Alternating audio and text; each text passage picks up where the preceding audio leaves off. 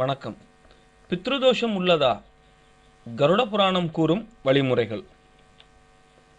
பித்ருதோஷம் உள்ளதா என்பதை தெரிந்து கொள்ள கருட புராணம் கூறும் எளிய வழிமுறைகள். நமது குடும்பத்திற்கு பித்ருதோஷம் இருக்கிறதா என்பதை தெரிந்து கொள்ள கருட புராணம் மிக எளிமையான வழிமுறைகளை தெளிவாக எடுத்துரைத்துள்ளது. ஒருவர் இறந்த பின்பு அவருக்குரிய பித்ருக்கடன்களை முறைப்படி செய்யாதவர்கள் குடும்பத்தில் மனக்கஷ்டம், பணக்கஷ்டம் போன்றவை இருந்து கொண்டே இருக்கும்.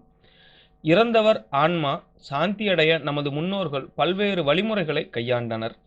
இறந்தவுடன் இறந்தவருக்கு செய்ய வேண்டிய பிண்டமிடுதல், இறந்தவரின் திதிதோறும் அவருக்குரிய கடமைகளை செய்தல் போன்றவற்றை செய்யாமல் இருக்கும்போது இறந்தவரின் ஆன்மா பசி, தாகம் போன்றவற்றால் அவதிப்படும். அப்படி அந்த ஆத்மா அவதிப்படும் போது அந்த அவதியின் கொடூரங்கள் அவரது சந்ததியினரை விட்டு வைக்காது, அவர்களையும் பாதிப்படைய வைக்கும். இதைத்தான் பித்ருதோஷம் என்று கூறுவார்கள். ஒருவன் நல்லவனாகவும் தெய்வபக்தி மிகுந்தவனாகவும் இருந்து இறந்தால் இறந்தவருக்கு பித்ருக்கடன்களை சரியாக செய்யாவிட்டாலும் இறந்தவரின் குடும்பத்திற்கு பித்ருதோஷம் கண்டிப்பாக ஏற்படும். ஆனால் அதன் தாக்கம் சற்று குறைவாக இருக்கும். காரணம், பித்ருக்களுக்கு இறைவனின் ஆசி இருப்பதால் தோஷத்தின் தீவிரம் சற்று குறைவாக இருக்கும். ஆனால் ஒருவன் மிக கொடூரமானவனாகவும் அடுத்தவர் மனைவி, அடுத்தவர் சொத்து போன்றவற்றை அபகரித்து லஞ்சம், திருட்டு போன்ற கொடூரத்தில் ஈடுபட்டவனாகவும் இருந்து அவன் இறந்தால் இறந்தவனின் குடும்பத்தினருக்கு மிகப்பெரிய தீங்கு விளையும். இறந்தவனுக்கு இறைவனின் ஆசி இல்லாமல் நரக வேதனையில் பசி, தாகம் போன்றவற்றால் அவதிப்பட்டு அல்லல்படுவான். அப்படிப்பட்டவன் அந்த பாடுபடும்போது அந்த வேதனையின் தாக்கம் மிகுந்த வீரியமிக்கதாக இருக்கும். அந்த தாக்கம் அவனது குடும்பம் மற்றும் சந்ததியினரை மிகவும் கொடூரமாக தாக்கும்.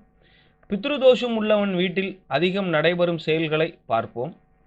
தான் செய்யும் செயல்களில் அதிகமாக பாவம் உண்டாகும் செயலையும், லஞ்சம், லாவண்யம் போன்ற கெடுதல் தரக்கூடிய செயல்கள் அதிகம் நடைபெறும். குழந்தைகள் பிறந்து இறப்பார்கள்.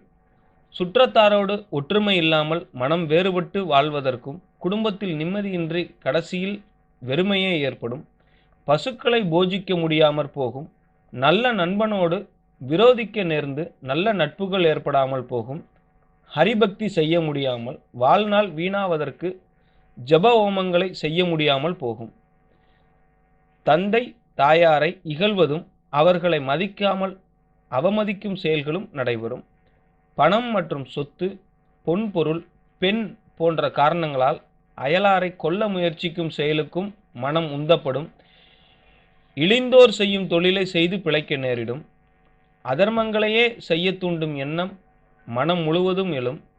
பித்ருக்கர்மங்களை விக்கினத்தினால் தடைபட்டு குறைபட்டு போகும். புத்திரன் பகைவனைப் போல் மாறும் சூழல் ஏற்படும். மனைவியுடன் சேர்ந்து வாழ முடியாமல் நெடுநாட்கள் பிரிந்து வாழும் நிலை ஏற்படும். மேற்கண்ட கெடுதல் தரக்கூடிய செயல்கள் உங்களுக்கு என்றால் உங்கள் இல்லத்தில் அதிகம் நடைபெறுகிறதா? இவையெல்லாம் பிரேத ஜென்மத்தை அடைந்தவனால் ஏற்பட்ட விளைவுகளால் தான் என்பதை கருட புராணம் கூறுகிறது. இதுபோன்ற பிரச்சனை தீர வேண்டுமெனில் பித்ருக்கடன்களை ஒழுங்காகவும் கடமை தவறாமலும் செய்யுங்கள். பித்ருக்கடன் என்ன என்பதை கேட்டு அறிந்து அதன்படி உங்கள் பித்ருக்களை திருப்திப்படுத்தினாலே மேற்கண்ட கெடுதல்களிலிருந்து எளிதாக நீங்கள் முழுவதுமாக விடுபடலாம். மேலும் தகவல் அறிய சேனலை சப்ஸ்கிரைப் பண்ணுங்க. நன்றி.